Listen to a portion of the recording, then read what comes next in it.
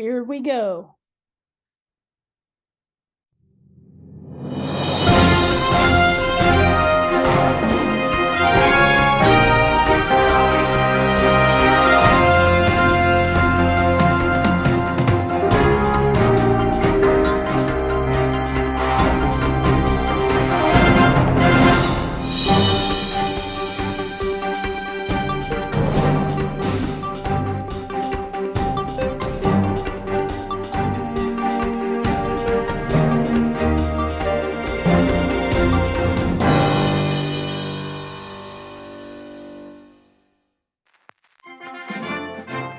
Fulcanelli.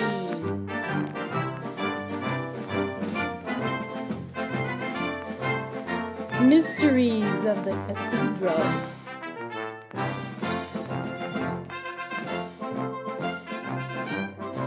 Robert Flood. Alchemy. And that's the soup. Welcome back, friends. It has been a very extremely long tenure. Guys, I have been too busy. I can't explain how busy my life has been because I have been in fast forward motion ever since you last saw me. I knew that the movies would draw me into their vortex of dark energy, and they have. I'd love to tell you guys all about it, but I'll have to think about that real hard since I'm supposed to be on a non-disclosure to disclose anything. But I'll tell you this much, every show that's out here for Hollywood is dark, is dank, is deceptive, is trying to still create the negative emotions and negative energy timeline for everyone. And the show that I'm on is of, I mean, it's not that dark, but the underlying context of all the sets is always just, I see between the lines, I see all the content, I see what they're doing. You know, it's kind of like that. I see everything now. And even one of my friends, I'm going to show you guys that in a minute. One of my friends was on another production that's made by Marvel.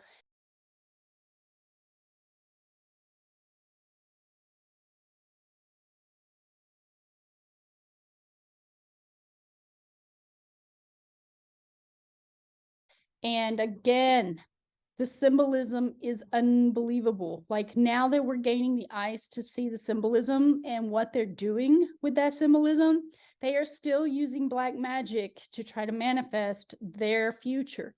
So through the consciousness or unconsciousness of those who go to the movies and pay for them to watch and be so excited and be like, yes, this is great. That's where that energy pours into, is that collective darkness. Now, as we speak of darkness, we're talking about yin. I have been diving as much as I can into alchemy and its combination with astrology. Now, this is all one. Everything in this existence is one unit, and that is where the ultimate, knowledge of everything, the conceptualization of what this construct truly is. That's why I am diving into Flood. The alchemists of old are trying to leave behind a legacy of information and knowledge for us to grab onto so that we can know ourselves connected to this divine experience as much as we can. They were the ones who paved the way for us, for the ones of the future to come. And if we do not accept what they have found just through studying nature, natural laws, and the stars, and all of the movements of nature and cycles of time and all of this, that's where we're going to fool ourselves. This is why I keep expressing about how alchemy is the basis of all of our reality.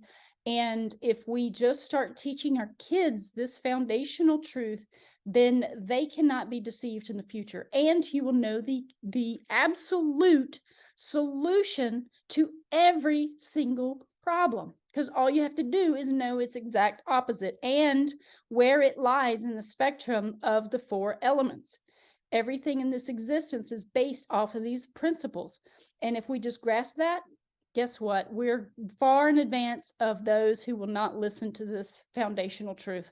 And that's all I have to say about that. But I'm going to share some things that I've come across, and of course talk about some of the more recent ridiculousness and the things that have been happening out in the news.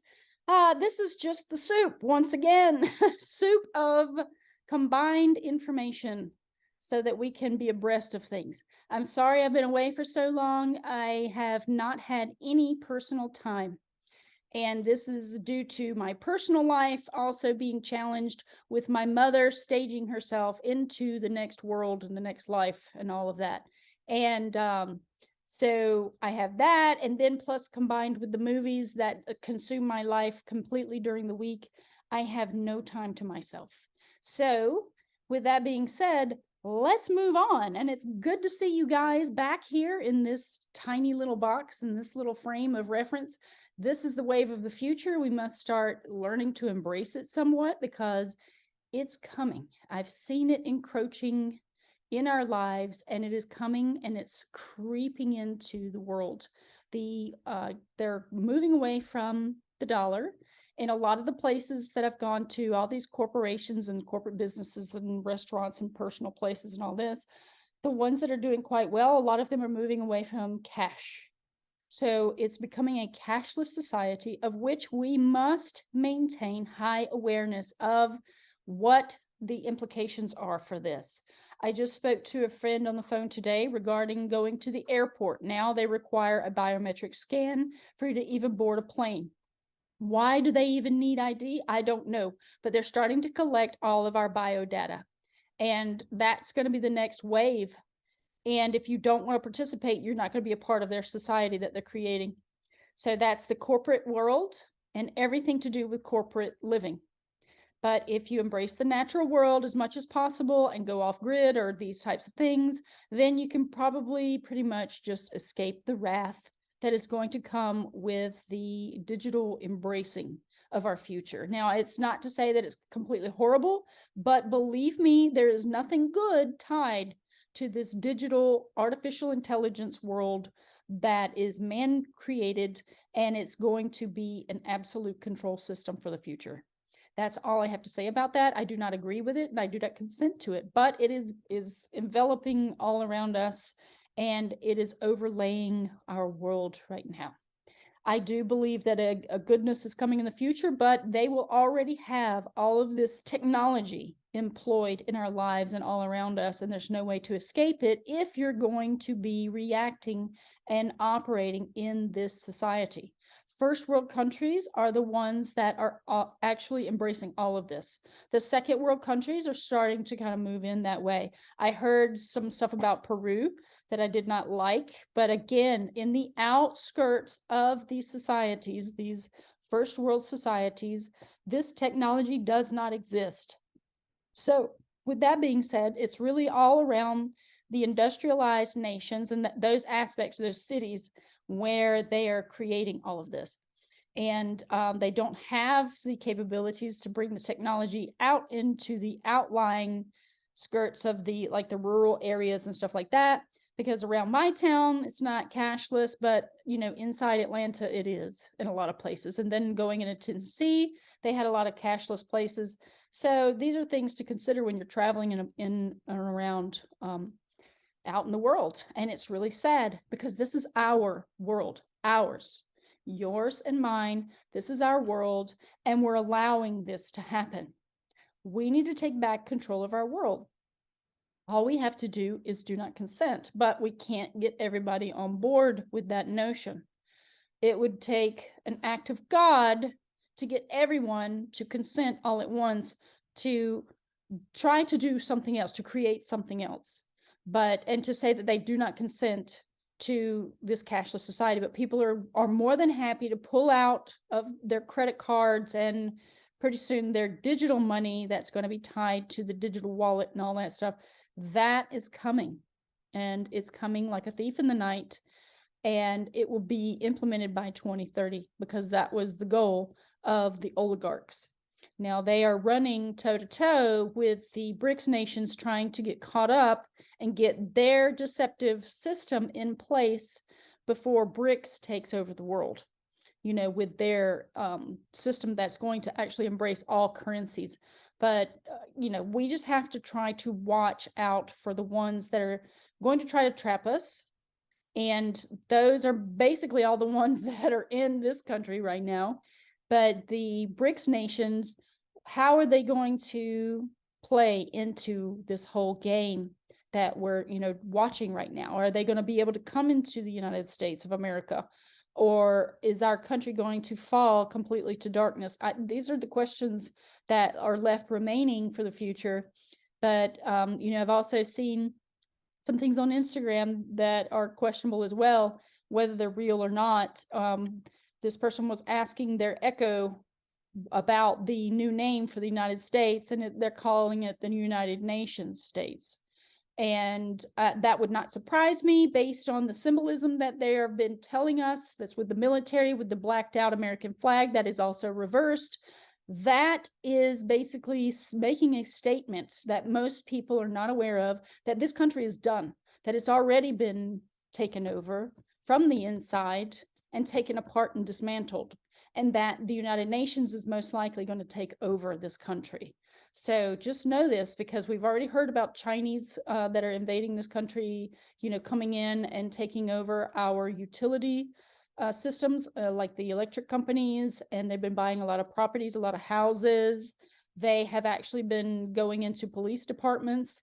So this is all a design by the Rothschilds. They've actually stated that China will own the world next. And that is by design, because they need that sort of control that they have over China. They want that over the rest of the world. But we have to remain resolute and stand in our power about these things. We just need to have the knowledge, and this true knowledge of alchemy, our world, how to use our mind power to get the things that we wish, and to come together collectively to make a stand against the darkness. This is what is actually going to be returned to us, is the knowledge for all of these things.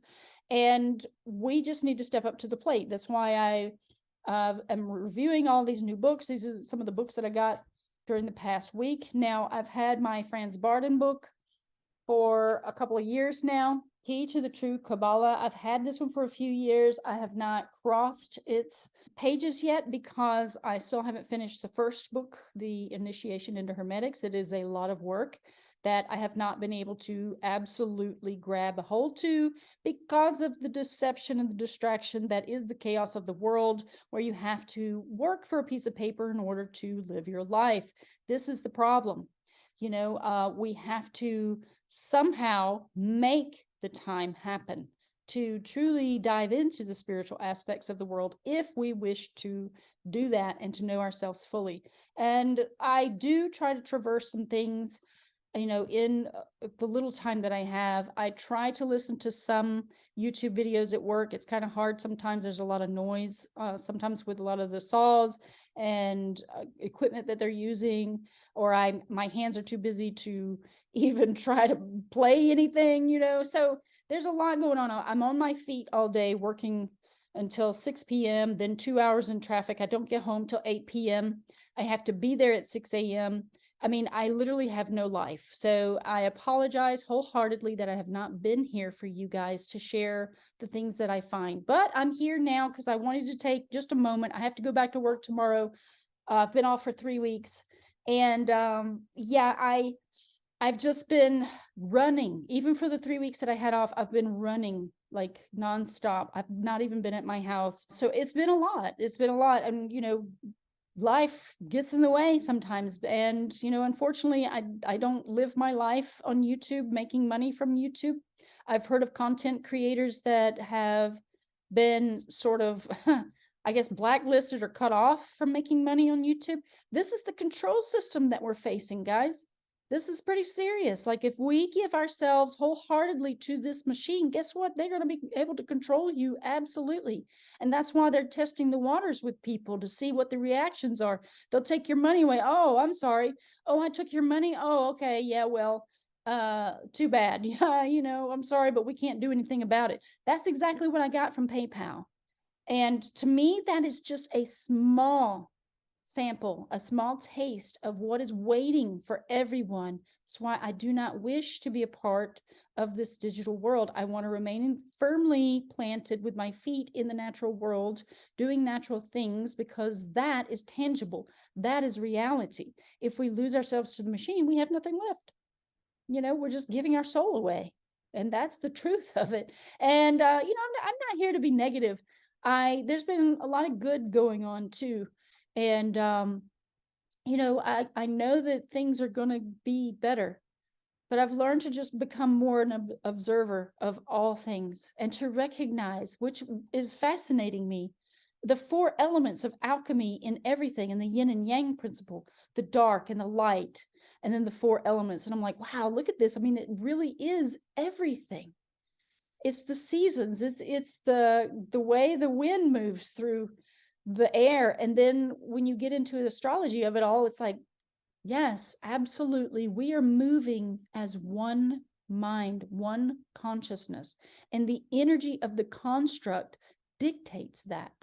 So with it getting a little bit darker out in the world, the man-made world is making it dark as we push further away from the natural world and natural things where time basically stops and is fixed. But the more we follow the story, the more we get like led down this path. But where is the path going? So I look in ahead of the path and I'm like, okay, if this is happening now, then imagine it exponentially growing into a bigger issue or design. Maybe not an issue, but it's just the design of the construct. Watching it grow and manifest into bigger reality for humanity, where people are even more tied to the Borg. I call it the Borg. It's artificial intelligence. It's this whole digital world, the metaverse. That to me, it's just the seed's been planted and that's it. And we haven't even seen the beginning of it. And that's the part that I know that it's going to play out as it's going to, like it always has. This has happened before. This is not anything new to this world, okay? But from my perspective of observing and researching based on what has been spoken of in the past regarding the giants, and even before in the beginning of time where giants ruled the earth, and then everything becoming diminutive. It's fractalizing so much that it's starting to diminish in a smaller aspect, and we're getting smaller and smaller and smaller. And what happens then? Like, does time end and it just starts again? This is what I've heard in some teachings, but I don't know. It's fascinating. But again, this is only one timeline that we're experiencing. From what I've read about 4D, when you're in the astral or, in that space where you're not incarnated, you're in that environment where all things are possible. And you can jump into different timelines. And that's where we go. So Tibetan Book of the Dead will explain a little bit of that too, where you look until you choose an incarnation experience, and then you go in to that experience. That's a fascinating thing, to me. And this is what helps me develop this observational standpoint of just being an observer and watching things play out and not having fear of any of it, but realizing that it's all part of a one consciousness. Like, it's much bigger. It's the macrocosm, and we're the tiny microcosms that are also a part of that. And we can help direct and steer what the macro does. And the macro is going to pull us along in its energy, but we can go, no, I'm going to keep emitting this energy. even though I'm being pulled along, and that helps to co-create the future timeline. So it's fascinating just to see it all play. So yeah, there's been some good things. Like I've met some interesting nurses, especially more recently since my mom is in her phase out process. This one nurse was just amazing, and she was telling me about how she's getting into Chinese medicine and learning how to talk to the body parts, and also learning that each body part stores a particular emotion, which I've known this because of doing Dolores Cannon's work. They talk about these things, but this is where it all stems from, that knowledge over in India and China and Tibet, in the Asian countries. They know this stuff. It's basic because they still hold philosophies as a value instead of following a religion. And those philosophies, they lead back into astrology, which is the stars, is knowing the stars and how we're connected to the stars. And the stars dictate our lives. Those planetary bodies, the 7 bodies, dictate the course of our lives. It's all there if we just take the time to study. But anyway, enough about that introduction. Let's get on to some meat and potatoes. Let's see some stuff. So I wanted to share a video that I came across on YouTube. This is the Modern Hermeticist channel, and the Golden Age of Saturn. So if you don't know already, the age of Aquarius is ruled by Saturn.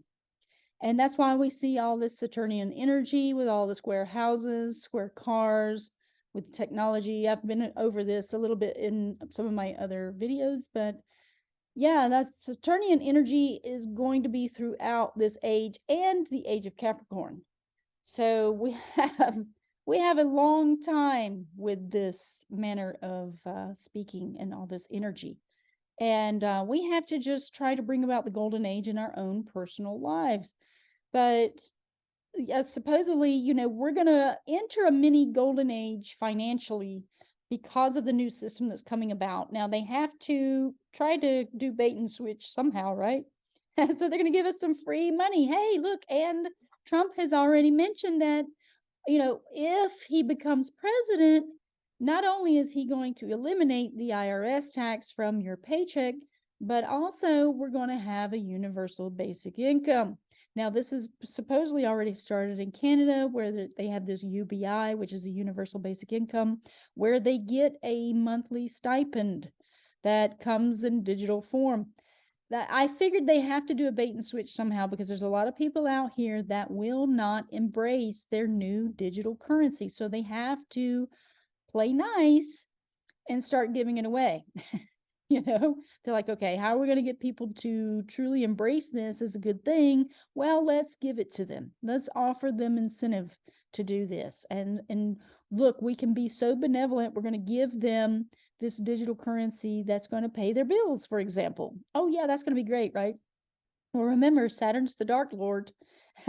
So you're going to reach that golden age through dark means. So that's what it says to me when I heard the golden age of Saturn. I'm like, oh yeah. It's going to be a age of abundance, but at the same time, there's going to be some hoops that you're going to have to jump through, or some lines associated with that, like fishing lines. There's going to be attachments involved with all this, and if you're going to do anything with Saturn, if you're going to go toe to toe with Saturn, what are you going to sacrifice in order to get that which you want? That's why I am the way I am, where I say, oh, well, you can take everything away from me because I will just embrace the earth wholeheartedly if I can just do that. If I can find that avenue in this existence. Right now, it's not a reality, but who's to say the future won't hold that reality for myself? But anyway, yeah, this is very interesting. I thought I would bring this subject up because of the Aquarian age and with the Saturnian energy, and this talks about some of the giants. Now, we are considered the 5th root race. So when I found this video, I was like, wow, this is really revealing some information about the previous races, which there were giants in those days and then afterwards. But it talks a little bit about that. So I'll leave this link in the description box, but you guys can hear some of this. First of all, the deathless gods who dwell on Olympus made a golden race of mortal men who lived in the time of Kronos, when he was reigning in heaven. And they lived like gods without sorrow of heart, remote and free from toil and grief. Miserable age rested not on them, but with legs and arms never failing, they made merry with feasting beyond the reach of all evils. When they died, it was as though they were overcome with sleep, and they had all good things, for the fruitful earth unforced bore them fruit abundantly and without stint. They dwelt in ease and peace upon their lands, with many good things, rich in flocks and loved by the blessed gods.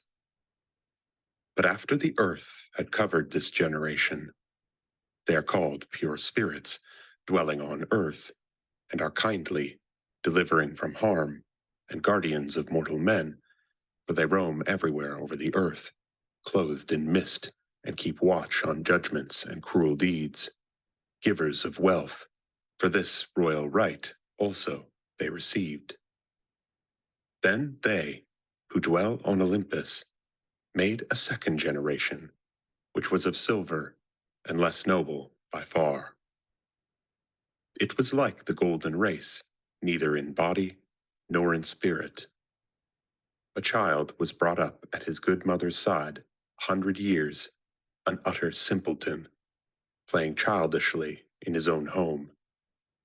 But when they were full grown, and were come to the full measure of their prime, they lived only a little time, and that in sorrow, because of their foolishness.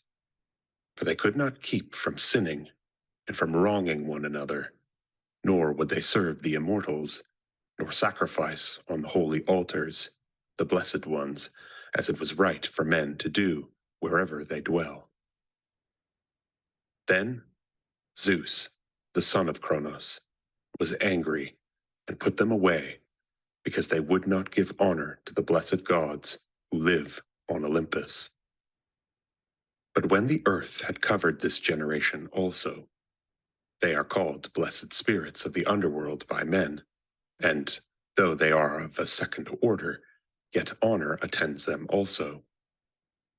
Zeus, the father, made a third generation of mortal men, a brazen race, sprung from ash trees, and it was in no way equal to the Silver Age, but was terrible and strong.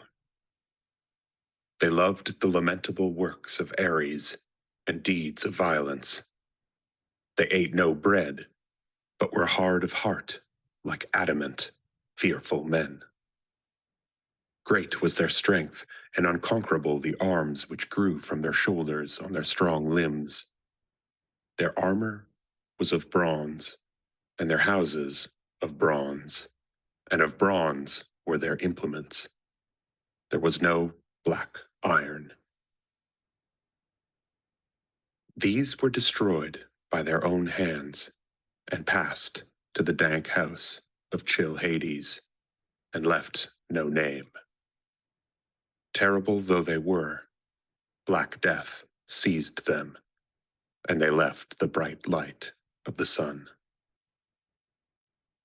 But when earth had covered this generation also, Zeus, the son of Kronos, made yet another, the fourth, upon the fruitful earth, which was nobler and more righteous, a godlike race of hero men who are called demigods, a race before our own throughout the boundless earth.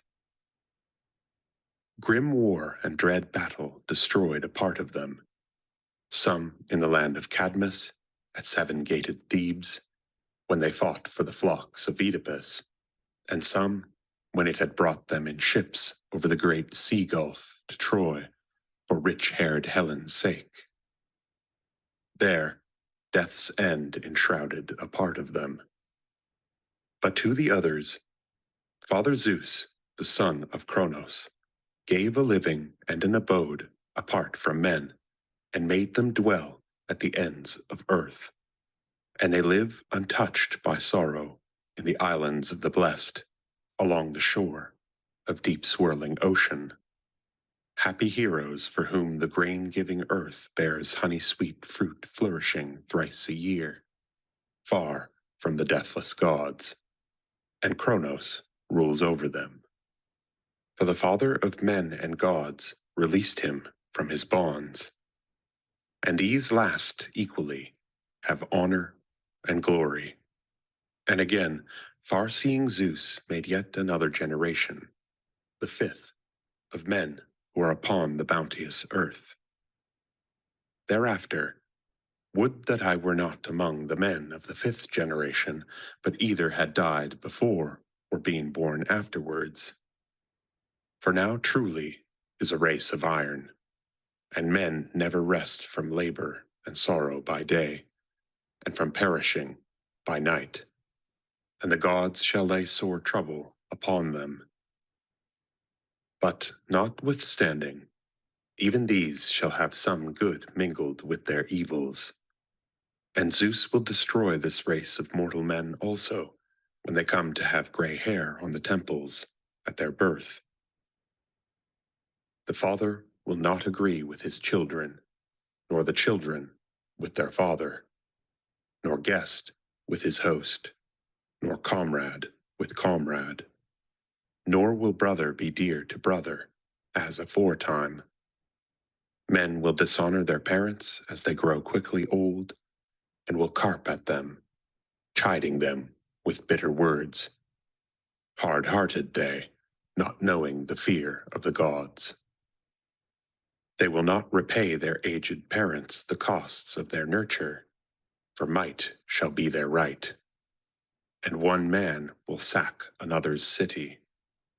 There will be no favor for the man who keeps his oath, or for the just, or for the good, but rather men will praise the evildoer and his violent dealing. Strength will be right, and reverence will cease to be, and the wicked will hurt the worthy man, speaking false words against him, and will swear an oath upon them. Envy, foul-mouthed, delighting in evil, with scowling face, will go along with wretched men, one and all. And then Eidos and Nemesis, with their sweet forms wrapped in white robes, will go from the wide path to earth and forsake mankind to join the company of the deathless gods, and bitter sorrows will be left for mortal men, and there will be no help against evil. Okay, so I wanted to share that because after I've gained the eyes to see what this is even speaking of, it's speaking of the different ages, the triune ages. Well, that's 3 ages together that make or create one age. And so it made me think of the image that I always share. So when he's talking about the Bronze Age and the Silver Age after the Golden Spring, he's basically describing these different ages, these astrological ages that come about. And so it began with the Golden Spring, where all of these beings, these humans and otherwise that were created, some of them went to the undying lands where they could live out the rest of their lives and decide when to die at the moment that they wish. And so they reminded me of the Hyperboreans, which are absolutely giants. If you listen to Pliny the Elder, who was a Roman, he talks about the Hyperboreans the most, and he talked about how they live at the North Pole of the undying lands that are there, and they live in a perpetual golden spring where it never gets to winter and they never have a fall or anything like that. It's basically all one moment where, it's just a perfect world. And so, then they have their realms that are on the outskirts of ours. And I believe that's a lot of what has been covered up regarding the giants in our world is that they're still here among us, but they are in outlying lands of our world. And so, with that being said, they then got into the second root race, which was silver and bronze being the third root race. But then we just happen to be in the iron winter.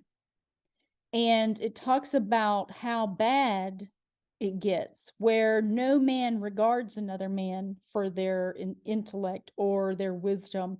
And it's all about the selfishness, basically, the imbibing the things that people desire. And it's all about, things of a material plane, but yet no regard to the higher ones because they've been forgotten. And Kronos rules this world because Kronos is time. He's Father Time. He keeps time. So he's watching over us. His consciousness never dies. So he's always here, but he's also a part of us because you have Saturn energy in your chart. And depending on where Saturn falls in your chart, he's either going to favor you or he's going to challenge you completely all your life. These are the things that alchemy, which is also astrology or the zodiac, all of these things are tied in to this story. And each of us has a story that we're living. And that's why I always divert back to this chart, because it starts explaining a lot of the esotericism that's out here in the world, why things happen the way they do. If you want pure knowledge and you truly want to know the foundations of our reality, I suggest looking into alchemy of the 4 elements, which is the yin and yang, and it's tied to astrology, which is also known as astrotheology, or AKA the zodiac. Now, these are just foundational things. And you want to know about the world? Listen, I'm telling you, nature has one truth. And this is why I don't follow the man-made narrative of what NASA, which is created by man, what they are saying and perpetuating because they were created with Nazis. And then, what other people are coming up with as a story. I'm not following, I'm not buying into it.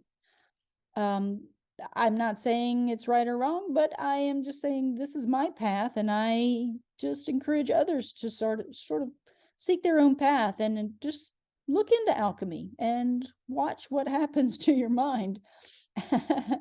So anyway, moving on. I also have another interesting video. I'm not going to play this, but this is the incarnations of Lucifer, Christ, and Ahriman by Rudolf Steiner. Now, Ahriman, airy man, is supposed to incarnate during this epoch, during this timeline, is going to have his time in the sun, so to speak. But Ahura Mazda, which is associated with the sun, is going to be the hero of the story that Ahriman, the destructive force, represents. Then Ahura Mazda is the constructive force. So they basically are labeling or naming the energies that actually happen during each cycle of time. And if we look at our infamous chart, what we'll notice is when we're in these different ages, so to speak, there are sine waves of energy that happen. This, like the breath of Brahma. As you inhale, it's a positive charge. As you exhale, it's a negative charge. What you'll notice is that in each age, you will see where there's a highlighted area in the middle of the age. And what I suspect happens is that in between each age, there are sine waves of energy that rise and fall and rise and fall and rise and fall, just like a breath. It's a positive stream of energy and then a negative outward breath of energy, and then a positive inward breath and then a negative outward breath. And as it does this, there's a push and pull that is noticeable in society and societal streams of consciousness, just like what we're seeing right now, where everything of darkness is being exposed to the light because of the new energy that's coming in from Aquarian timeline with the Aquarius constellation. It is now in an inhalation instead of an exaltation. And that inhalation is starting to bring about a positive change, while also the ones who are of darkness that embrace the yin principle more than the yang principle, they are also having to deal with it in some way. They want to maintain control. They want to hold on to that control. So they're having to change the construct and to evolve with the energy flow. And this is how this timeline has been determined by the past events where this has happened before. And how do you know that this person or this entity or energy named Ahriman is going to incarnate? It's because of the energy of the age. They know that the destructive force is going to manifest and change form and change name. So, with the changing times, just like we had Jesus Christ back during the age of Pisces, it is now going to change names. With the religions have to change, as well as the energy that changes. So we're going to have a different person to worship. That's going to come because the age of Pisces was represented by Jesus, which is the two fish, and it's just got to be someone else. So Ahriman, which represents the artificial intelligence, I suspect, along with the Dark Journalist channel, he talks about Ahriman quite a bit, and he suspects that it's tied to artificial intelligence based on what Rudolf Steiner, which is this person right here, based on what he has stated about Ahriman manifesting during this time. He has his incarnation during this time. And you can follow Rudolf Steiner's work. It's profound information. He was also a Rosicrucian. He was teaching people about knowledge again of the stars and herbalism, how to bring the knowledge into, working with the plants and working with the earth to bring back the health of the planet. And so now people are actually diving into what's called biodynamic farming to come back to the knowledge of nature in a pure way so that we don't have to use these chemicals. Because Rudolf Steiner noticed that these chemical fertilizers were being employed, and it was very harmful to all life as opposed to beneficial. So these are the things that we can dive into, and curiosity leads me down these paths of discovery, and I like to share the findings with you. So moving on to other things regarding the 4 elements of alchemy. This is why alchemy is so important to our future timeline, is because it brings us back to the foundations of our reality. 4 elements in the traditional Western herbalism. This is a great website. It's called therootcircle.com. And this is a blog about the 4 elements in traditional Western herbalism. So my theory, proceeding as it does from the light of nature, can never, through its consistency, pass away or be changed. This is Paracelsus. Paracelsus is one of the alchemists who is well known in the past as being a very high magician, basically. If you're talking about alchemists, you're talking about high magicians because they knew the movements of the stars, and because they were diving into the 4 elements, they knew the power of creation and destruction. So they used it to their cause and their benefit. Whether they were good or bad is left to be determined. But, as far as the knowledge, this is pure knowledge that can be obtained now regarding some of these information and the practices that they had. Okay, so now we got the transformation of matter. Very important work here. This is some of the highest obtainable knowledge in this existence is transforming things. So this is actually going to be the lower magic. When you work with the 4 elements, this is considered low magic.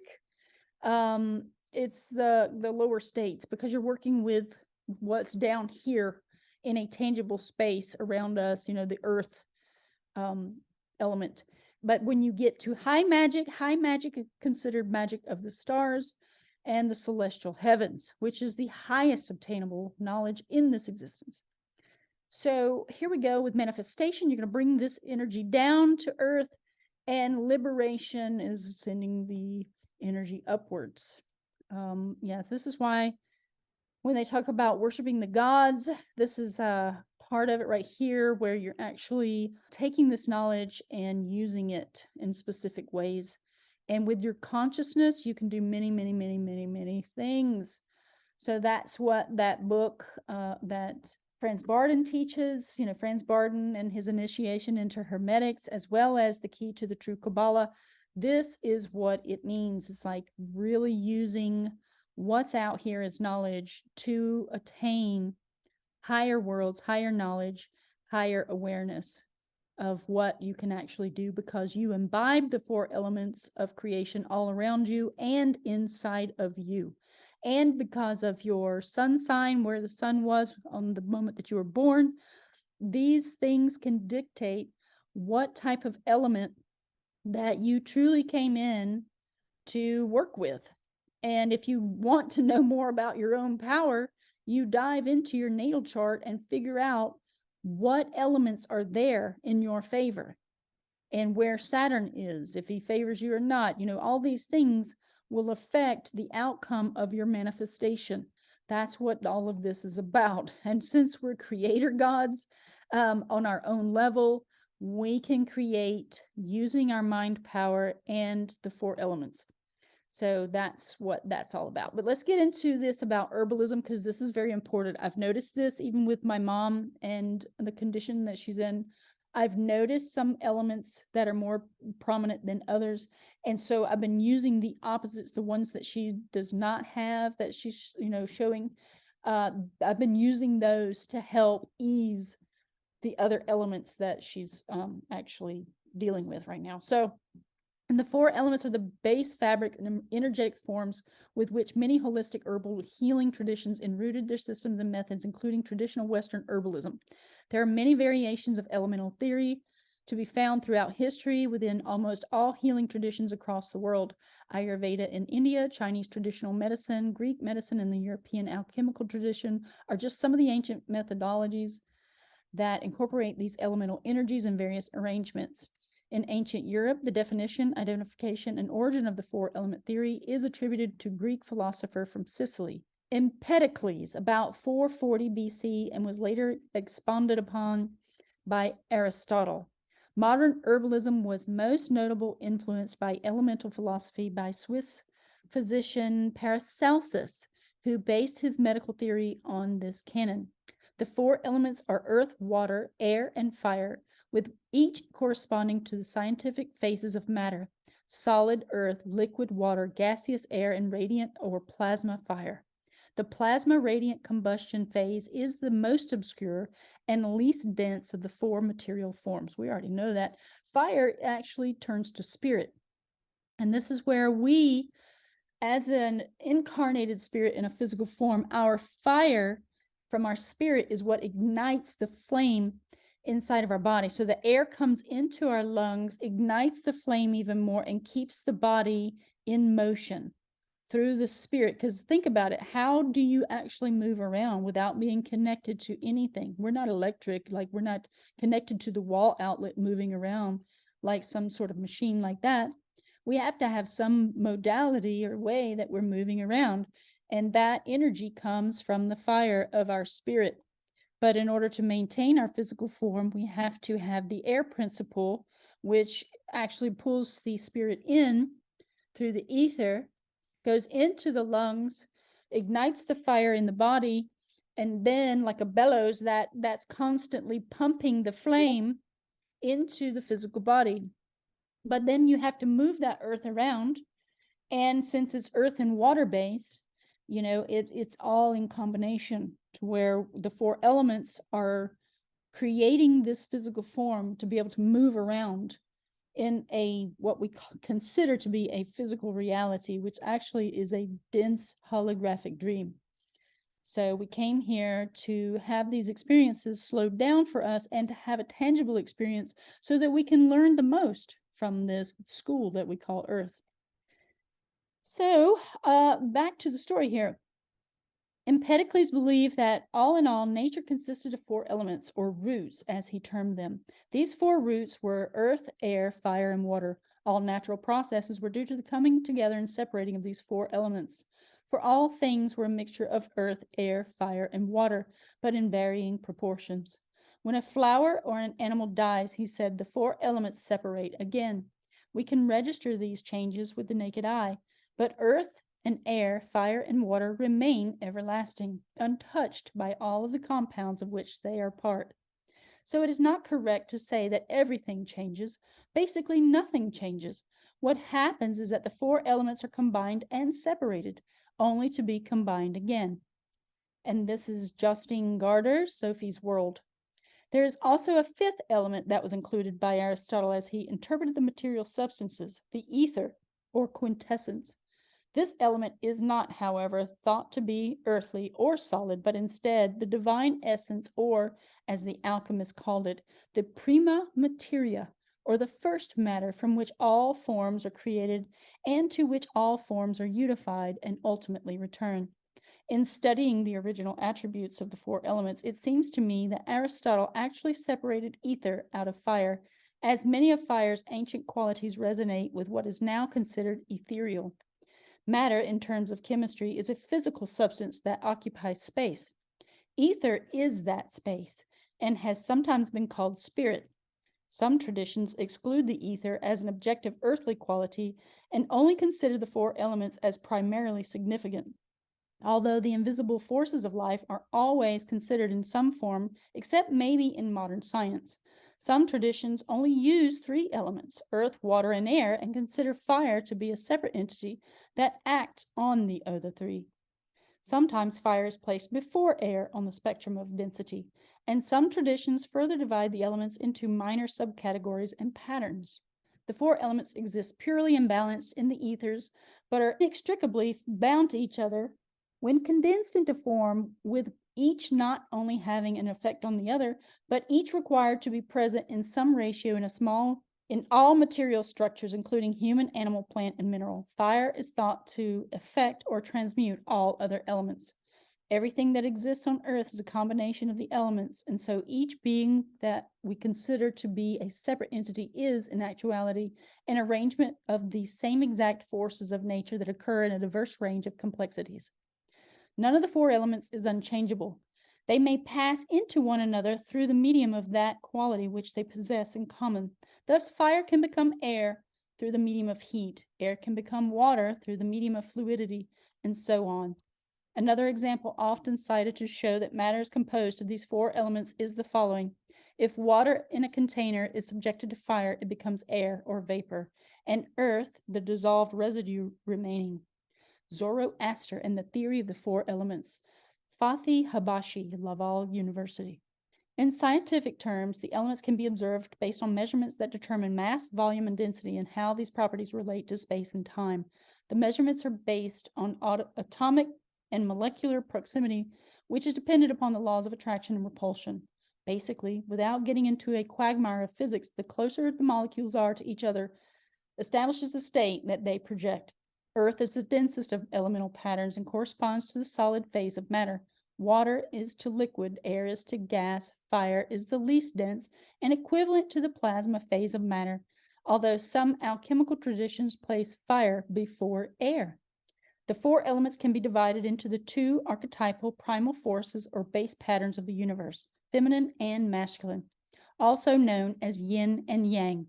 These are not the same as the anatomical categories of male or female, but the polar creative powers that interact to produce motion, change, and innovation in material and non-material reality. Certainly, the female body symbolizes the feminine archetype and the male the masculine, but each of us contains both in different proportions. The yin elements are earth and water, and are the most dense, most manifest, and least volatile of the four. The yang elements are air and fire, and these are less dense, more active, and materially liberated and transcendent. The feminine or yin elements have an inward and downward motion. Yin is often symbolized by the receptive nature of the moon and anything that can contain and reflect light or power. Femininity is also immanent and or indwelling as the spirit moves into matter and takes on a relationship to form. The masculine or yang elements are more volatile, less material, and have an upward or outward motion. The dominant masculine quality is active instead of reflective and liberates spirit from matter. Another traditional correspondence of the elements is to sacred geometry and the Platonic solids that are represented by the 5 primary shapes of physical matter. Earth equals a cube, which is also Saturn energy. Water, icosahedron, air, octahedron, fire, tetrahedron, and ether, dodecahedron. Each element can be identified in a myriad of systems and methodologies as a universal pattern that formulates life, including astrology, psychology, and herbal energetics.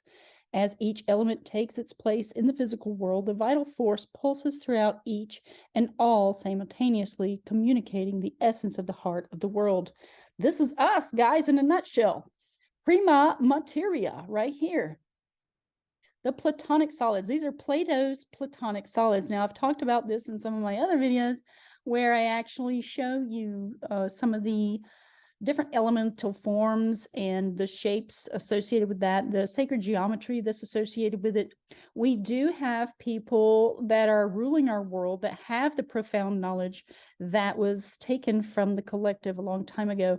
And if we just start with the basics, we can start climbing the ladder of knowledge back into the, I would say, the royal seat, so to speak, because with knowledge comes the power. And since we don't have the power or the knowledge, this is where we are in the world. But as we take the power back, guess what? We start to push through generations of time. We start to push them out of their seat and dethrone them, so to speak. So they know it's coming. They just want to play out their part. This is just another aspect of us. So don't look at it as, oh my gosh, they have all the power and we have nothing. Listen, that side of power is actually you in another form. And as they push and pull, so do we. We do the opposite effect. So they're going to pull us in a tug of war, and we're going to give a little bit, then we're going to pull back, and it's going to pull them, and vice versa. This is a one-verse system, the universe. So we must remain grounded in our knowing of this fact. Now, the vital force, the light of nature, is the secret candle of God. Very, very important. This is why it becomes the prime story of all creation, because the light of God is the sun of God. Man cannot own the sun, so it's God's sun. The S-U-N, that U becoming what's called a lazy O. During the olden times, they decided to just only put the bottom portion of the O, but it was still representative of an O. So when you hear sun and sun, the S-U-N and the S-O-N, it sounds exactly the same. This is the most important note to notice in the world, is the sounds of words, because they're hiding in plain sight the knowledge. But we must know that sound is the most important prima materia in all of existence. So once you get on the notion of listening to the sound rather than the spelling that starts to mesmerize your mind, you begin to notice the truth starting to manifest before your very eyes. In the candle of God, which he hath tinned in the elements, it burns and is not seen, for it shines in a dark place. Because you cannot actually see light. You don't see physical light. What you see is the light shining on matter. The matter is what becomes illuminated in your eyes. So the light is invisible, but you've never noticed that. The vital force, or vitalism, is a doctrine that an invisible power courses through all that is alive, animating matter with intelligence, energy, identity, and instinct. The vital force is self-organized, self-directed, and evolutionary. The vital force quickens substance and inspirits matter in all of its manifestations and exists within all of the elements. Its doctrine has been entirely discredited by modern science, which is quite ironic because the very cornerstone of scientific theory and biomedicine was built on the work of vitalist philosophers, inventors, and theorists. Vitalism goes back at least as far as ancient Egypt, even before, and was developed into medical doctrine by Greek philosophy. Hippocrates credited the vital force as the natural inherent healing quality of his patients and is called its physis, a word that later evolved into physician. The vital force was integrated into various philosophies and from then on until the past several decades and informed all branches of scientific study, including chemistry. Louis Pasteur himself conducted experiments regarding fermentation that led him to conclude that fermentation was a vital action. The four qualities, the four elements, as expressed in Greek medicine, formed the basis for Aristotle's energetic qualities from which he decreed the four elements were derived. His concept of material energy was concerned with four qualities, hot, cold, wet, and dry, that he surmised combined themselves to compose the four elements. Here we begin to see the basic premise of the traditional Western herbal system that enabled the Greek physicians to classify patterns. From the four qualities of the four humors were determined as their physiological correspondence in the human body. The four humors were qualities of the blood, black bile, earth, phlegm, which is water, blood, which is air, and yellow bile, which is fire, that were designed based on the four qualities and the four elements. Each humor represents itself in temperamental or constitutional traits, with each person having one or the other that predominates and is observed and determined by physical, emotional, and behavioral patterns. The four temperaments or humoral constitutions are melancholic, phlegmatic, sanguine, and choleric. And here you go. Here's all that information. Each person or living being contains all of the elements in various arrangements, but as there is one humoral temperament that is dominant, there's also usually one dominant element that becomes the substance for the unique energetic architecture of each individual. In other words, an earth element person will exhibit many earth qualities that belong to their inherent nature and are in just relation to the other element. Each of us has a proportion of each element that is distinctive to only us. And when these are in balance, we are healthy, creative, and are able to facilitate our own resilience. Balance does mean equal because one is often more present and dominant, but instead it means that we are in dynamic equilibrium where the elements within us are aligned with our true nature. Disease, discomfort, or imbalance occurs when there is an excess or deficiency of one or more elements in relation to our inherent nature and the influence of external variables, including weather patterns, geographical location, societal inputs, and relationship dynamics. Here's the characters and qualities. I've also shown this in other presentations on my channel. And perhaps I need to create that one more time to sort of update my channel with that information. Earth is the most solid, dense form of matter.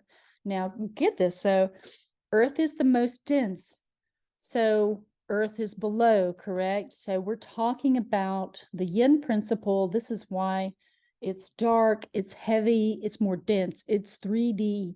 And as you go up the elements closer to the light, you actually start to get in less density, which means the fourth dimension is just outside of our physical form. And we leave it behind. This is why I say that they are lying to us through NASA's knowledge. If you get into all of this information, you will begin to see what I see because you cannot lie through these basic principles of our reality. And you start to discover that there's so much more than what we're being told through this media process that they've been using to deceive us. And pretty much we need to turn our backs on the television and anything that they're saying there, because none of it can be taken as truth. But if you start to put your feet to the path of truth, which is through this foundational knowledge, again, this is the reality of all things. And to know all things means you become an alchemist to be able to discover or rediscover this knowledge for yourself and for your own pleasure, your own viewing pleasure. So yeah, I just think that this is very important and imperative for our spiritual growth as well as our physical knowledge, to know what this world truly is and where we're going with it all. Okay, so you're going to fuse these forms along with anchoring the energy of them. Without Earth, there would be no structure for life to exist in. That's why we're here for 3D. We became a physical form based on ethereal properties. So Earth is an element that is considered to be the stable force that holds our bodies in a fixed form. Being felt by the senses is hard and heavy. Earth is produced by the qualities of cold and dry and is chemically expressed in the form of carbon. Carbon is a basic component of matter in combination with other elements that together form molecules. Earth is necessary to establish boundaries within which the other elements may be held. It corresponds to all physical structures and is represented by our body, bones, teeth, connective tissue, cartilage, liver, spleen, and intestines, abdomen, and skin. In people, it is observed as the melancholic temperament and creates the humor of black bile. That's if it breaks down, your body becomes dark and black because that's Saturn's realm. Saturn reclaims the physical body and brings it back down to his reign, which is this earth plane. So Saturn rules this entire construct, but we must know that Saturn is not evil or good. It is an energetic construct for us to have this experience. In terms of taste, and sweet is the indicator of earth, as sweet indicates highly nutritious substance. The earth element provides the nourishment, minerals, and carbohydrates needed to make energy. Earth element people are reliable, grounded, and can focus easily on the task at hand. They're very practical people. They're usually of large build and easygoing. Earth is signified by their root chakra and places value on the necessities of daily life, the importance of security, and the creation of infrastructure for life's projects and expressive endeavors. These types can be stubborn, resistant to change, and immovable when out of balance. This is true, but they're very practical and pragmatic. They are very loving, nurturing people usually, and they are also one of their greatest traits is they usually like to have quality time with other people. So down to earth, usually healers. Yeah, I know quite a few of these people, and some of them can also be very tangible, tactile, materialistic, because all things to do with earth. So some people are roots of the earth, where they imbibe that consciousness of groundedness with a wholeness for community. Just different stuff like that. But their opposites can also be found in their chart wherever these other planetary bodies actually influence their energy as well. So it can be quite the opposite sometimes. So excess earth can appear as an obsession with material accumulation. See, emotional rigidity, because they're almost like donkeys, they're almost like bulls that don't want to move. So the bull represents all things of the earth. That's another thing. When they put the bull symbolism out there, it represents the age of Taurus, which is the earth element and earth energy. That's why they put that bull in front of a lot of corporations, or they put it on different products like Red Bull, for example.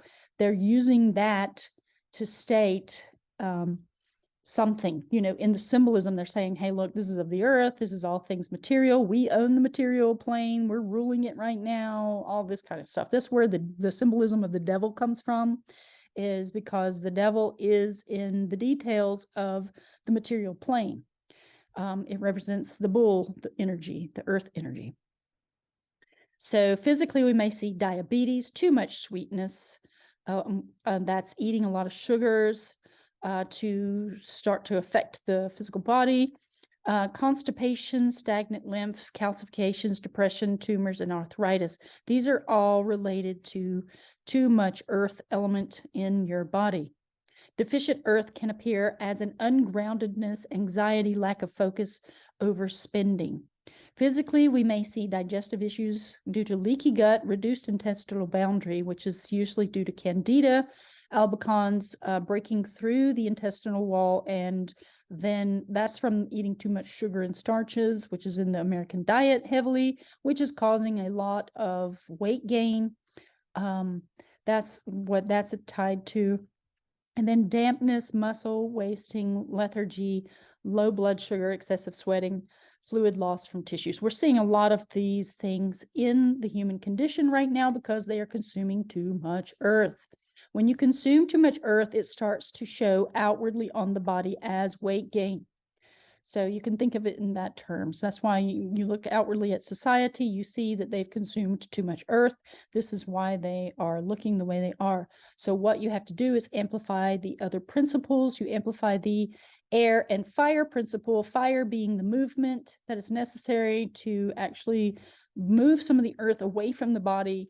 That's eating a little bit less, being a little bit more mindful, using the air implement being connected to the mind.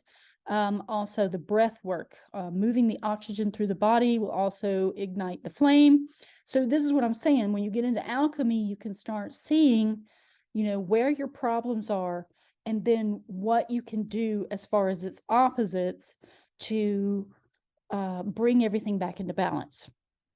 So plants that fall under the category of earth are milky oats, burdock root, nettles, comfrey, coltsfoot, dandelion, plantain, yarrow, and many trees, roots, and barks. These are great plants. I find these particular ones, like the coltsfoot, dandelion, plantain is not that banana thing that you get from the tropics. It is actually a little weed that grows in your yard. It's actually kind of bitter tasting, but very nutritious for you. It's also used in a lot of medicinal uses. It has pain reducing implications, and yarrow is also used in many different things. So these things are very good and nutritious for your body. So if you're having any problems with specific other ailments where you need to use some root element herbs and things, these are some great ones that can be found all over in your local yards usually, or even in parks, natural parks, or woodland areas.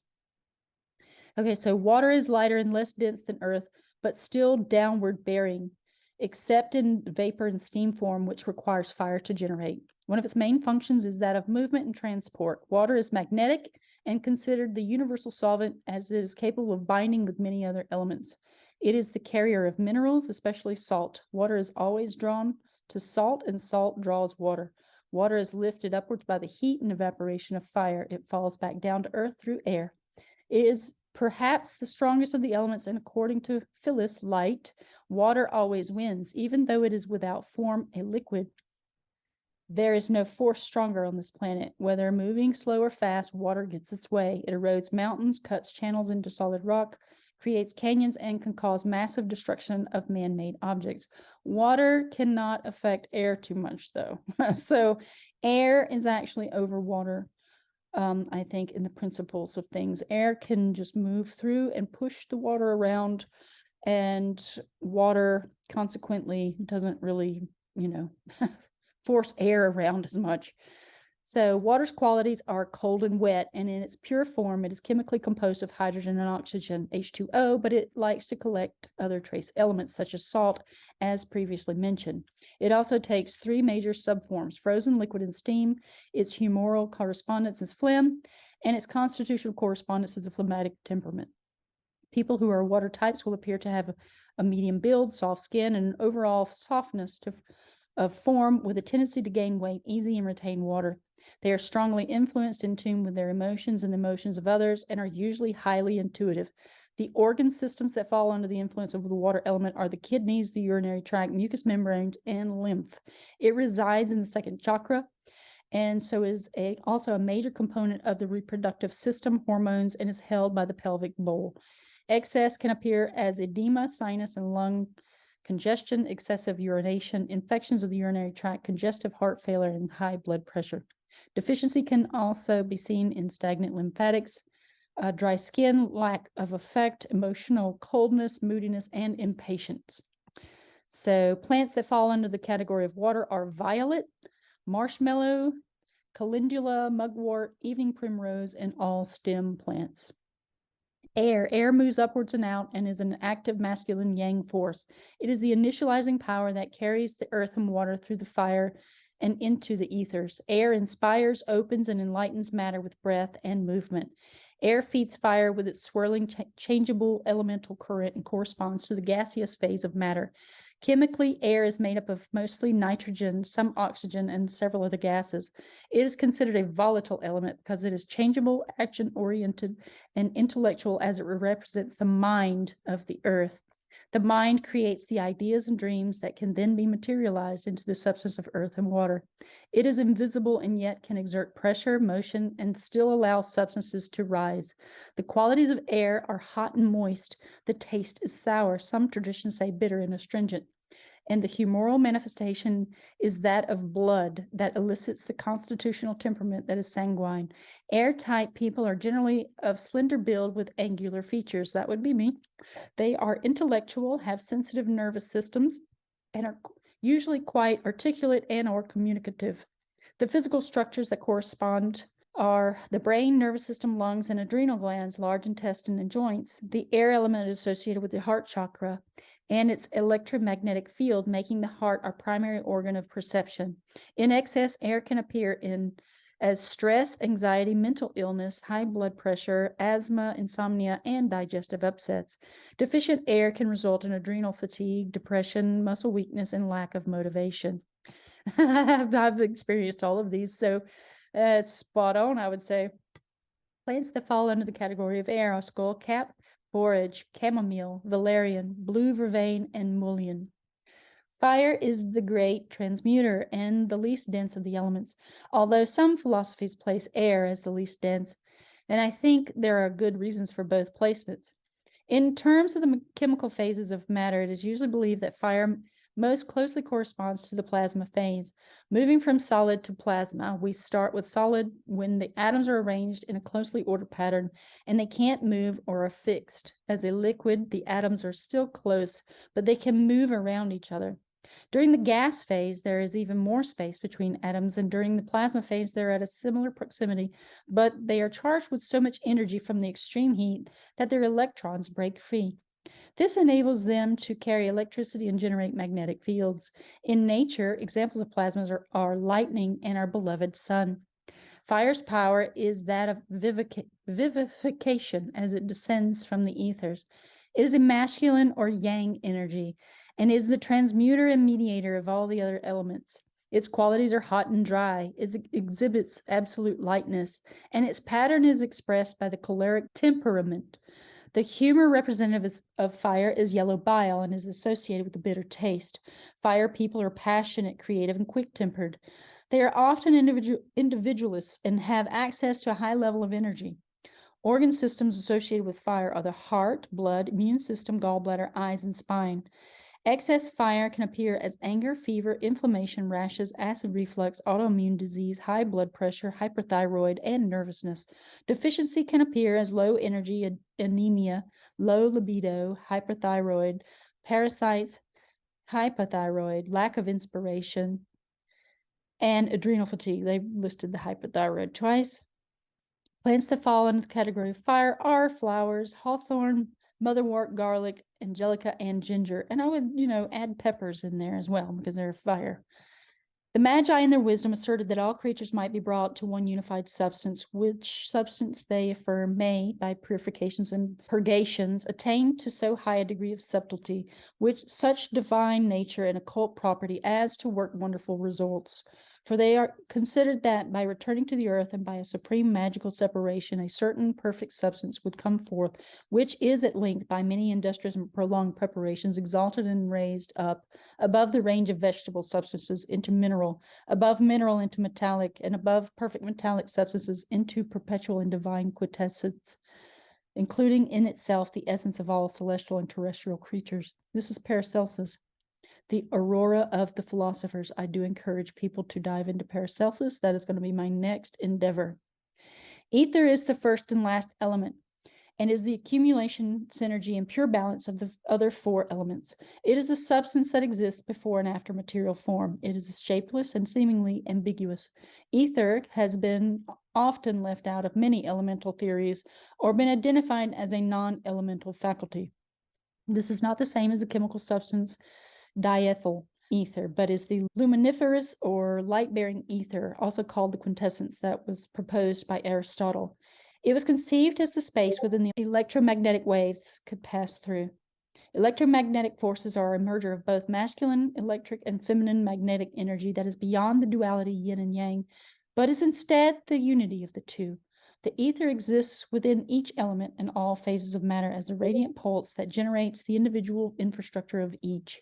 It contains all the qualities of hot, cold, damp, dry as they exist in a state of equilibrium, as it does contain all four humors and temperaments. Ether moves within and between elements as well as inhabiting both the seen and unseen worlds. It is associated with the nervous system, our felt sense, heart resonance, our sixth sense, soul, brain, physical unity, whenever that occurs. Excess of ether is demonstrated when someone spends too much time in the ethers or dream time. They may become nervous, ungrounded, disassociated, and lack of presence. The electromagnetic field of the heart can be unbounded, open, and receive too much ethereal information for the nervous system to facilitate. The deficiency can appear as a lack of connectedness, lack of meaning, rigidness, hyper-focus on detail, trust issues, dullness, lack of effect, and imbalance in any or all of the other elements. Plants that fall under the category of ether: the ghost pipe, entheogens, mugwort, sage, cedar, sacred basil, cannabis, and all seeds. There are infinite correspondences that were not touched on here, and the elements are the raw materials of life, and so are found in every cell, molecule, and atom.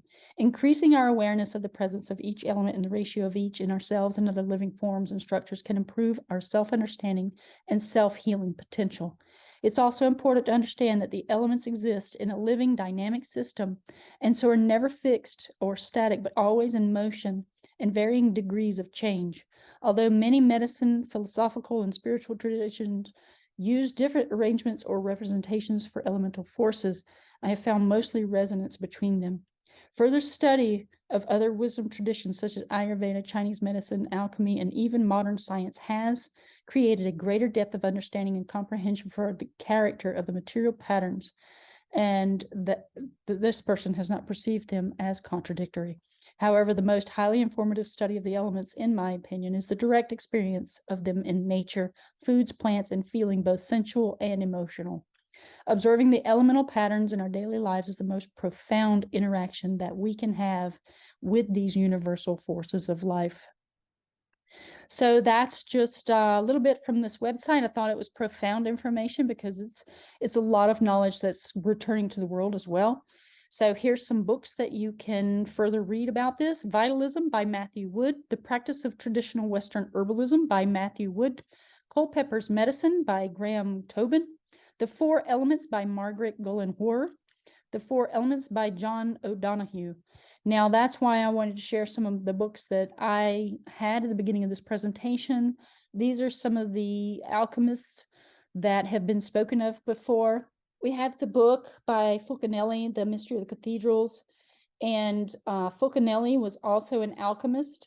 It's a very mystical person, I would say. Like, if you listen to people talk about Fulcanelli's life and the different changes he was actually incurring during his life, he was actually reducing his age, and he was also transitioning into a woman when you listen to different people talk about it, because he was using alchemy as a means to change his entire world. Very fascinating stuff. This book, although is about the cathedrals and what they intended to have them for and some of the correlations that are there, I do encourage people that are interested in alchemy to please check out Franz Barden's work. Franz Barden was also a type of alchemist. He studied Hermeticism, which is a type of alchemy when you want to learn more about the inner worlds and the interconnectivity to those realms, the divine, of which you can actually play upon and connect with, and also to interact with the four elements. He has his Initiation into Hermetics book. This one is actually The Key to the True Kabbalah, which is hard to see. key to the true Kabbalah. And as some people may know already from my channel, the Kabbalah is the practice of mystical knowledge as well as practicing the 4 elements. So Conversations with Nostradamus. This is by Dolores Cannon. Now, Nostradamus was contacted during some of her hypnosis sessions, of which I also perform. I have not connected with Nostradamus, but I was going to learn more about how she did, if she even discloses how she did it. Now, she probably doesn't, but I just got her books because I wanted to read up more about what Nostradamus had to say about his life and what he was achieving and accomplishing during his life. So there's that. There's also a book regarding our current situation in the secret war that is not spoken of. This is by Heidi Hollis. And I would like to have her as a guest sometime, so I'll probably invite her on to talk about her books and to talk about the Hat Man and all these other shadow beings and things that have been seen. These entities are actually among us. They are part of our egregore. I believe maybe they've been created in the past from a lot of the negative energy that people actually emit, because as we are creating all of these energies inside of us, we are actually manifesting those things in a realm just outside our visual spectrum. So we're creating darkness as we become dark in our energy. So that's how we're connected to all things in this existence. We are creator beings first and foremost. And so it's almost like creator gods. We create unknowingly these different egregores. What they call egregores are energetic thought form entities that can then manifest either physically in your world or non-physically in another reality. So all your thoughts are actually going out into a construct of its own, where all of that stuff is like a melting pot of thought form energy. So this is another one of the alchemists. This is Robert Fludd. And Robert Fludd had a very amazing story. I found out about him from some other people. I wanted to just dive into the alchemists, learn more about not only alchemy, but what some of these profound philosophers had found out during their lifetime, what they wrote about, because it's just paving the way for us for the future. Now, along with that book, this other book came as well, because I only ordered one. I didn't order 2. But this Robert Fludd book came with this other book, which I thought was interesting. So I guess they wanted to just throw that out there and add that with the other one that I ordered. So there's this. It's the Western Esoteric Masters series, and as you can see, it's all about alchemy and our connectivity to the celestial heavens. So this is, when we get into alchemy, you're going to be talking about the stars and how they affect your life by the hour. If you go that deep, if you're taking that route of alchemy, or you can, have all your little vials and heat substances and materials where you're actually working in a lab type format, trying to combine different elements to see what creates another element. You can do the physical, earthly way, or you can dive into the knowledge of the stars and see how it truly affects your mind, body, and spirit during each hour, each day, each month, week, all the timelines and stuff, how it's going to affect you. I believe that's very imperative to know, to have some of that knowledge, because then you can plan your life accordingly. These billionaires, not the millionaires, but the billionaires, use astrology and the zodiac to actually dictate when they do their works, whether they are bidding on items or they're buying or selling or investing, or they actually use astrologers. So that's just, to consider that, like, why would they do that? Well, it's made them billionaires because they've embraced it that way. So that's just something to consider. Okay, and I just shared this website really quickly for those who wish to know a little bit more. about their health condition, possibly. This is on harveycliniccare.com. This is the man who discovered cancer, and he had this to say. Basically, this man said when he discovered cancer, he discovered that cancer cannot thrive in an oxygenated environment, which means when our body doesn't have enough oxygen, the oxygen makes it alkaline, but the deficiency of oxygen brings about an acidic state of the human body. I just wanted to put that out there for those who may be interested in looking into this activity further. So what you can do to also oxygenate your body is to take the 35% food grade hydrogen peroxide in your water. It only takes a couple of drops. It adds more oxygen. You don't want to do that quickly. If you're interested in that information, I can give you that information if you email me at wellenbe, WELLENBE @yahoo.com. That's wellenbe@yahoo.com. You can send me a little email and I will send you the information that I have, because I purchased my 35% food grade hydrogen peroxide online, and I also have the 12%, but I also found the protocol for that, for using it, because it will burn your skin if you touch it and you don't want to drink it straight. You must add this product to water, as it highly oxygenates your water, and there is a method of taking it that you want to use in order to not destroy your cellular structure. You must take this stuff slowly. You can't just take a bunch of it and think that it's going to do something. You have to add it to your body slowly so you won't harm your cells. This is very important. That's just a little bit there. And I wanted to go over the silliness regarding the activity at the Miami Mall. Okay, I just wanted to mention about this mess because we've already heard in the not so distant past that they're going to have this fake alien invasion thing, right? Who's to say this isn't some sort of ploy to try to get people to look in another direction? As this thing was going on in Miami, there was also another incident happening in Peru where some sort of alien creature was also seen or detected, which was shot at by local citizens there, and the bullets had no effect, which would suggest either A, it's a hologram, or B, that's something else that we're dealing with. I don't subscribe to any of this, just so you guys know, because I feel like they do have the technology now. They've been showing us the technology that they have, the capabilities that they have to make illusions in the sky or make illusions anywhere. They can put an alien on stage. They did it with a bunch of famous people. You know, they've done it with famous people. They put whales in the sky. They're doing all this stuff now to create the great deception all around us.